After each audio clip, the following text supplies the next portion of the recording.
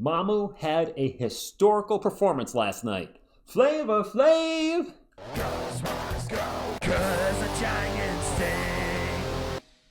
What is up, San Antonio Spurs fans? Welcome to TSR Sports. I guess Flavor Flav would have to come to every Spurs game now.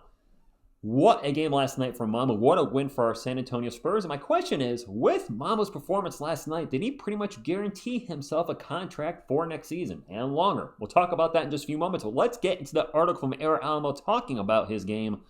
Sandro Mamukelashvili scored 34 points in 19 minutes. 13 of 14 from the floor, 7 of 7 from 3. It is the highest score ever recorded in under 20 minutes in an NBA game. That's right, he made history last night. For those of you that say, TSR, why are you still watching this team?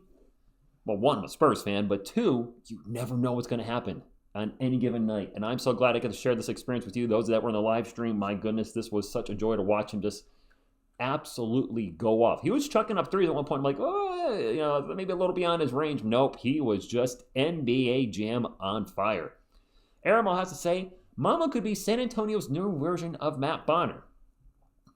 Don't get them wrong because they love Matt Bonner, but he didn't move the needle in a major way. He was a spectacular shooter, but that was the only true skill he possessed. Regardless of his shortcomings, he stayed on San Antonio's roster for 10 years. Mamu has more versatility offensively than Matt did. He just put up on display in the most exciting way possible. Yet we have no faith that he consistently get minutes next season when everyone is healthy. So we're talking about what we've been seeing really Mamu's whole career with the Spurs. He has these big games. This one's obviously an anomaly. You're not going to expect that every night from him, but he has a big game. Played well at the end of last season with Wemby, and then he just stops getting minutes again. Our community has been saying for a lot of this season, why is Mamu not playing?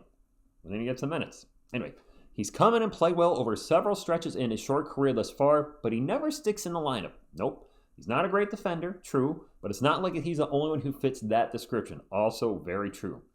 Regardless of playing time, Mamu shouldn't go anywhere. He's fun to watch when he gets in the game. His teammates seem to love him, and like Bonner, he's cheap. As Jacob Toby mentioned on last night's broadcast, Sandro loves being a member of the Spurs. Hopefully the front office returns that affection by extending him in the offseason. All right, so let's get into my thoughts. Did his performance last night give him a new contract? Well, maybe. Let's deep a little further. Over his last 4 games, and yes, his numbers are going to be inflated due to last night's game, but he's been playing very well. 15 minutes a game, shooting 64, 100. Again, that's a lot. That's due to last night, averaging about 17 points per game and a little over 5 rebounds. I know he has issues on defense, but guys, right now, who doesn't on this team? Last night was one of the better defensive efforts we've seen since the All-Star break, as the Spurs have been the worst defensive team since then. So you know what? Might as well score as much as possible. We're not going to be playing defense right now. Just go out there and score more. What does Mamu bring to the team? Well, he brings size, energy, rebounding, three-point shooting. Correct me if I'm wrong, but these are all things we've needed throughout the whole season. And he should be getting at least 15 minutes a game. So to answer the question, finally, I said maybe the answer is yes. I think not that performance alone, but his recent performances. And is he a guy that would start? Maybe not. The Spurs certainly don't seem to trust him in the starting role, but I sure as heck am taking Mamu over Charles Bassey. I don't think we're going to see Charles Bassey explode over 34 points. I'm not sure we're going to see Charles Bassey on the court again as a San Antonio Spur. His left knee is such a noodle. I like Charles, but it's time to cut the cord and move on. We got to move on from him, and if we can bring him back on a team-friendly contract, yeah, bring him back 2 years, 3 years, 4 years. Why not? We got 15 spots plus 3 two-ways. And what he clearly can... Here's what I would do with Mamu. Backtracking a little bit. If he needs some energy, put him in the game. If he needs some three-point shooting, put him in the game. If he needs something, put him in. Give him some playing time. If it's working out great, keep him in there. If he's going off last night, then he should have got more playing time than he did. But if he had more playing time, Spurs fans, he would not have had this historical night in the NBA. It would have been a great night nonetheless, but he wouldn't have had the 34 points in under 20 minutes. So that ended up working out in the long run. But, play it by ear with Mamu. If he's on, keep him in. If he's off, take him out. Right? I'd like to keep him around. And I think a lot of you after last night's game, too, are probably like, yeah, you know what? Sure, this might be an anomaly. We may never see anything like this again. But, yeah, let's keep him around. For those of you that are tracking, now we've addressed the Mamu situation, or not situation, the Mamu greatness. We still have to talk about the other part, what's happening with our Spurs. They're likely going to win 30 games this year. They're sitting at 29, and it's going to, like I say, it's going to feel really good to get out of the 20s. But with winning, it does affect something else with the team, and that is its lottery positioning. So I want to wrap up the video with this because I'm keeping a track on this. I know a lot of you are. A lot of you say, TSR, keep us informed on this because this is something that is very important to the team and the fan base. So right now, we are sitting at the 10th spot, slightly behind the Miami Heat and the Chicago Bulls. Doubles, and I will give credit where credit is due. Chicago is still trying, even though they lost last night. Gosh, Trey Jones is playing fantastic for Chicago. Zach Collins is pretty much Zach Collins again off the bench, but Trey is turned into a different player, so congrats to him.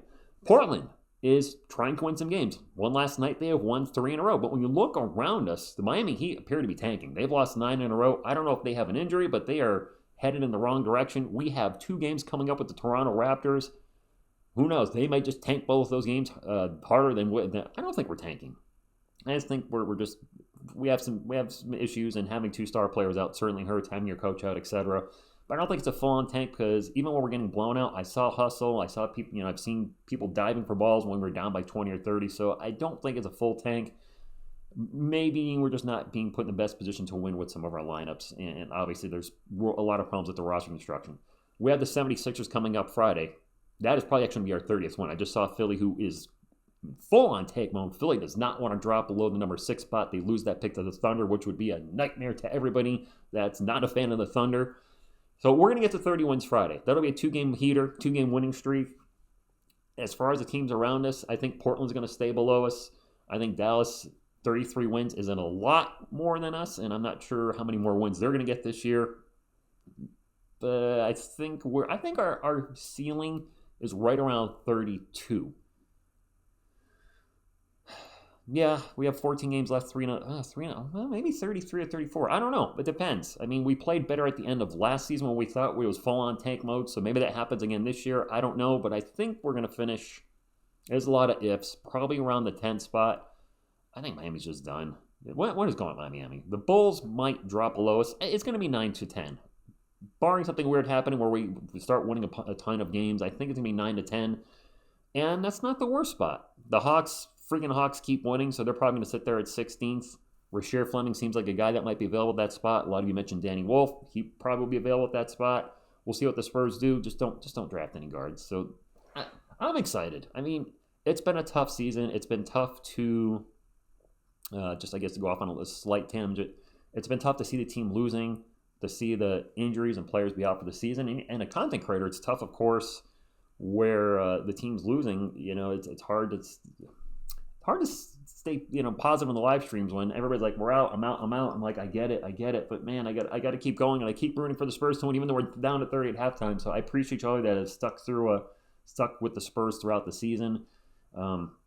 It's been fun. To those of you that don't like the videos like yesterday's, I'm sorry, but I also, as a Spurs content creator, I try to stay positive. I got to call it the bad. I know a lot of people did not like not a lot. Some people did not like the video I put up yesterday about the Spurs having the worst defense in the NBA after the All-Star break. I don't like talking about stuff like that for the record, but it is what it is. To turn a blind eye would just be me not being a good Spurs content creator, in my opinion, because their defense is bad. And I got to call it like I see it. And I know those videos don't generally get watched when they're more on the negative side, but there is issues with the team. And if they're not called out, not necessarily by me, but if the team's not seeing them, the fans aren't seeing it, if we just ignore it like it's not happening, then how's it going to get better? Or how are we going to want better, should I say? I want the defense to be better. I want the team to play better, and that's why sometimes you got to call it the negative. I want Malachi Branham to be better and not have one of the worst defenses in the NBA. You got to call it like you see it, and I like to do that, and I know a lot of you appreciate that. I'm off on a total tangent, but for those of you that don't like those type of videos, I get it, but I got to be real with you guys, and there's a lot of problems with the team, but as I always say, it is still a good time to be a Spurs fan. Might get Pop back next year. I don't know what he's going to do. I have full confidence Wemby's going to be back. Fox is going to be back. Castle year 2 is going to be even better.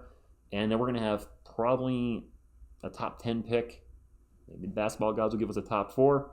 And then we'll have a second first-round pick to work with as well. And I'm telling you right now, it's a struggle to watch the team lose at times. It's a struggle to watch all the open threes, the poor rebounding, all the issues we've seen throughout the season and, quite frankly, the last few years. But we will be a playoff team next year, not a play-in team. This will be a top 8 team next year. I believe that, and I'm not just saying it just, for, a hot take or to get comments or anything. I truly believe this will be a top 8 team next year. Wemby for the Wemby year 3 and everything else I mentioned, I really do believe that. And if I'm wrong, struggle is going to be real. So sorry for the long tangent. I love this team. And for those of you, I don't want you to think that, I guess I'm defending myself a little bit. If I do anything criticizing the Spurs, it's out of love. Because I know they can do better, and I want them to do better. That's all I got. Drop a comment down below. You think Mamu, this gets him a contract? Hit the thumbs up. Hit the thumbs up, like, support the channel, subscribe. Become a part of our awesome Spurs community. I thank you, and as always, go Spurs, go. Go Spurs, go. 'Cause the Giants